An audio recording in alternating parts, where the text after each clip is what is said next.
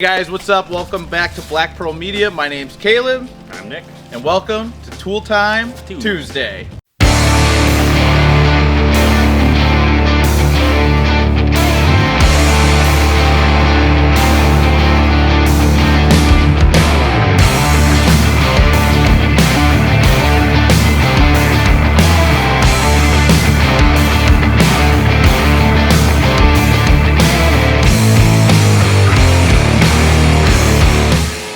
Last week we were doing some investigation on my truck and found that it had been rusting worse than I thought it had been. So we're gonna take the entire bed off. We're gonna document it to try and help you guys do the same if you need it. Nick talked me into this. He said, you know what would be a great idea? Take the bed off. And I said, yeah, it is a great idea. And then he was very upset that I agreed with him, and now he's roped into it. Okay, so let's take a look at the truck and let's look at where the bolts are that we need to take off. So to get this project done correctly, all you need is some basic tools. You need some PB blaster, you need an 18mm socket with either a breaker bar or an air gun or something, some pliers for some clips, and a 30mm star. I'm going to tell you exactly where the 4 bolts are. There is one right here in front of the wheel. The next 2 bolts are in the back behind the tire and where the subframe is. You'll see there are holes here, so you'll need an extension. There's one here, so behind the tire, one here, and then there's one up here, right at the corner, right up in there. We already removed this one, so I'm sorry if it's hard to see, but there's a hole right here. Put your extension right up through that hole, you'll be right on the bolt. And it is the exact same on the other side. Right, Nick? Right. Next thing you want to do is remove the electrical. Electrical is right here. They make it very easy for you. Couple of clips. Right here and here are your taillights, the top and bottom ones. I'm just going to disconnect all 4 just to be safe. Make sure there's nothing hanging up on it. So just you can just use your fingers for this or some pliers. All right. While you're doing this project, you might come across a bolt that will just spin in place. If that is the case, unfortunately, you're gonna have to cut the head of the bolt off. It's just the most straightforward way to do it. If you have to do this, you need to check your fuel lines, make sure you're not messing with any fuel lines, make sure your electrical lines are out of the way, and you just make it as safe as possible. Make sure you're wearing proper safety gear, just in case a disc breaks. You could also use a Dremel. It's just going to take longer, and that's not what we have on hand right now. So we'll be cutting this right off.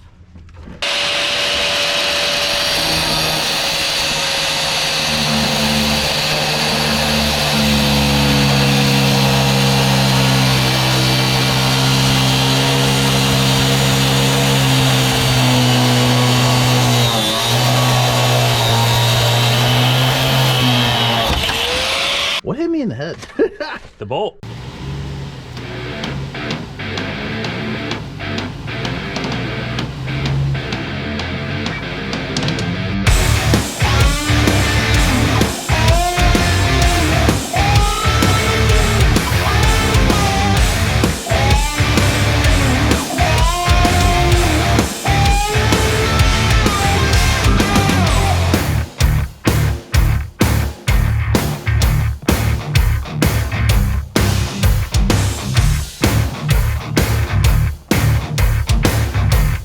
All right, so let's take a look at some of the damage from the rust here. So the most crusty areas I would probably say is closer to the back here. A lot of scaling, a lot of crust, but altogether it is still, it's pretty solid. I mean, we've hit it with a hammer, we've scraped at it with a flathead, and there's nothing rotting through yet, but that's why it's imperative that we do a good job now and start to treat the rust, coat it, and try and preserve this as long as possible. So we're going to be using some Pour 15. We'll get into that later, but just as a just going over it, there are some nice pieces of scaling that are just disgusting. Now, as far as the bed goes, the bed is not bad at all. Some of these different colors, that pinkish color is actually a rust primer from 2 years ago. That's not rust, but like getting a little bit of rust scaling on the edges here. A little bit of rust here, bubbling, but you know, it's not penetrated. There's plenty of metal there, and scaling, but really not too bad. I mean, where we have metal on metal contact, there's some rust here, but honestly, it's not bad. The bed has really good drainage. It's not too beat up. Hold on, turn on this ISO here, hold on. Some minor denting, which we might take care of, but there is no rust holes in here. This is a very clean example of a bed for a truck that's, what, 14 years old now?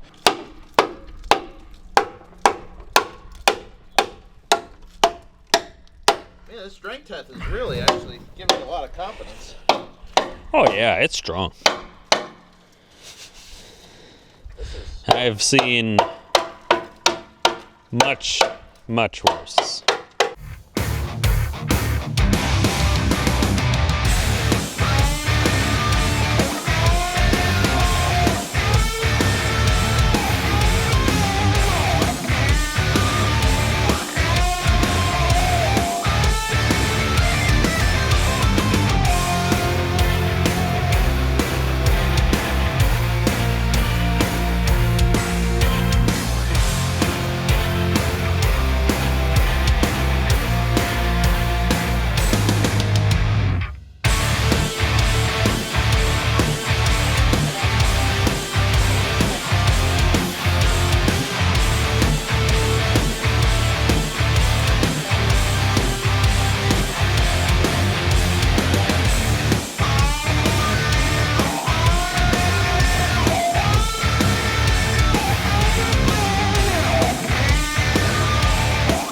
Okay, so we are done scraping away the big parts of rust. We, you know, kind of got all the big chips and flakes off. We went over the angle grinder to get all the finer chips and stuff. It still looks like it's surface rust, and that's okay. The reason why that's okay is because the sealant bonds to rust. So if this was down to bare metal, it would not stick to it. Like this here, we actually have to etch this to make it stick. Everything else is okay. It's a very interesting process. First time for me. Nick's done it a couple times with his Jeep, and you know, so he's got a little bit more knowledge on it. But this was a huge step to get done. Really glad we put the work and effort into it. It's going to be worth it, as this is still structurally very sound, and I want to preserve that for as long as possible. So next step is just to power wash it, and we'll get to that.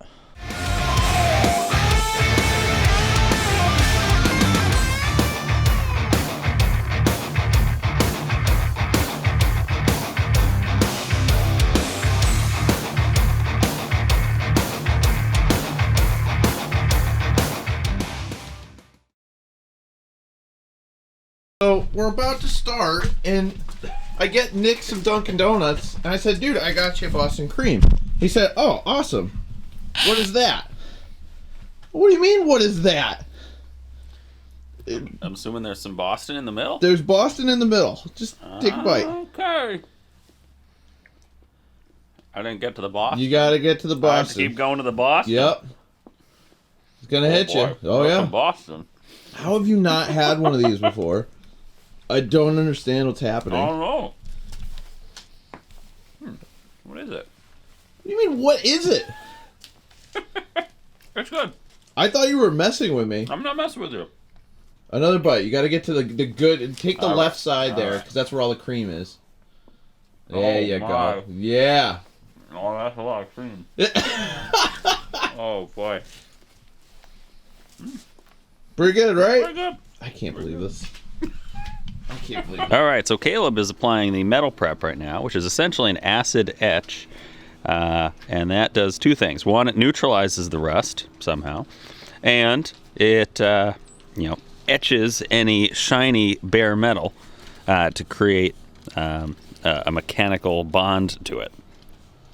So this stuff is going to dry fairly quickly on anywhere that is rusty. And so in about 10-15 minutes, we'll see that it is dried on those areas, and it'll leave this phosphoric powder. It'll be a white powder on those areas, and that'll tell us that we need to spray it more. So we need to keep these areas wet for about the next hour, at least at these cold temperatures. If it's just sitting on painted metal, then it probably won't dry at all in the next hour, and we won't have to reapply it. So we'll have to keep going through and finding where it dries and spray a little more.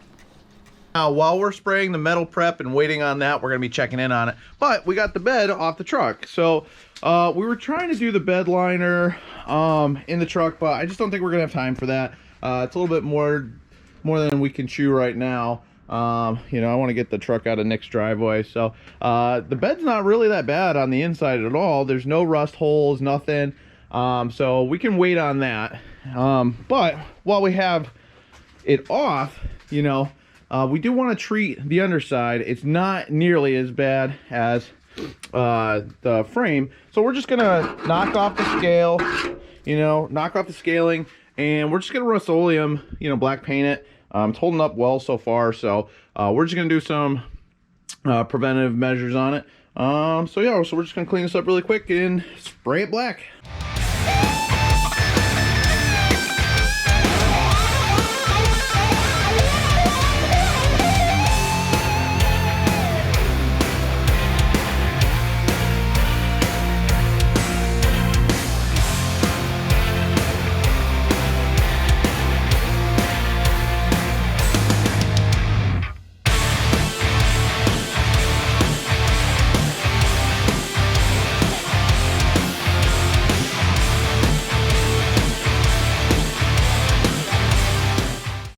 All right, while Nick is inside grinding away, just wanted to show you what the frame's looking like. I'm gonna spray it again because you can see all the white residue. We want to make sure this stays wet, so I'm gonna spray this down again. I just want to show you really quick what this will look like as it adheres to the rusty areas here. So kind of looks like powder. Okay, so we've kept it wet for about 30 to 45 minutes. So we're ready to go ahead and spray it down. We just sprayed down the bed, so we got the power washer out, and we're gonna spray this down. All right, guys, so we wanted to give you an update on the frame really quick. We messed up. We essentially started to apply the first coat, and the weather changed. Rain came in. We had a tent over it, but the humidity was too high, and it caused the paint to have all these bubbles in it. Not a crazy issue, but definitely a mistake that we made. But we will right our wrongs. We're going to sand it down a bit, prep it once again, and then we're going to hit it with another coat probably tomorrow night. It's dark out because I get out of work at 4:30. By the time I'm over here, it's dark, and we gotta do what we gotta do. The temperature is up. It's probably in the high 40s right now, and then tomorrow it's going to be in the 50s, I think. So anyways, this was our big mistake, but we're making progress. 2 steps forward, 1 step back is still a step forward, I guess.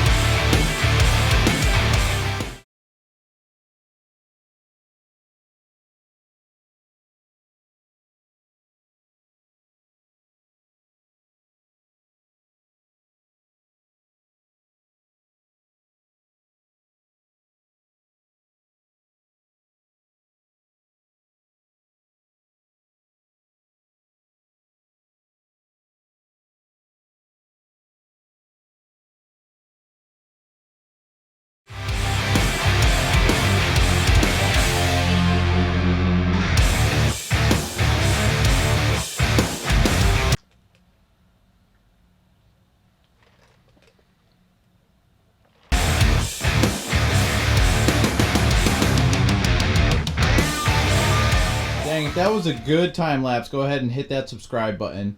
But we are all done with the bottom of the bed. That was the other project we were going to do for the night, so we're going to rendezvous tomorrow for more of the frame. So we're going to be painting the frame tomorrow. So now that the bed is done, we're going to go ahead and deal with the frame. We're going to paint it up. So let's jump right into that.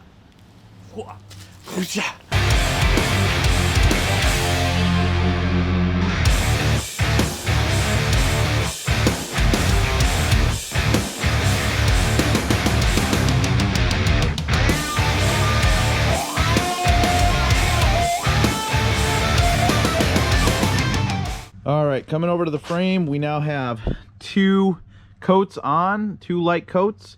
It's 2 hours of dry time between. You got to drag your finger across, and it's like a interesting kind of a tacky feel. But it needs a top coat, so we're going to use the Rust-Oleum high performance enamel, and we're just going to give this a coat.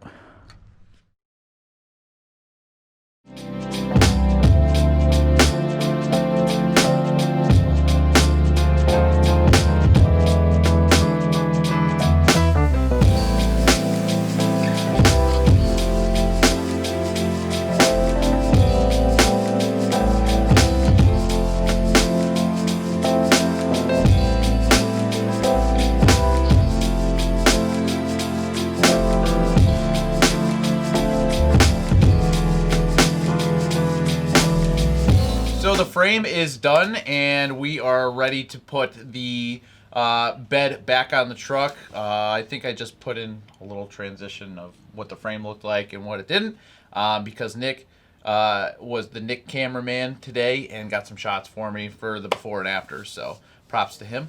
But yeah, let's get the bed on the truck. What are we doing? Ah! Good game. You. I was not expecting that. Let's see here. Okay.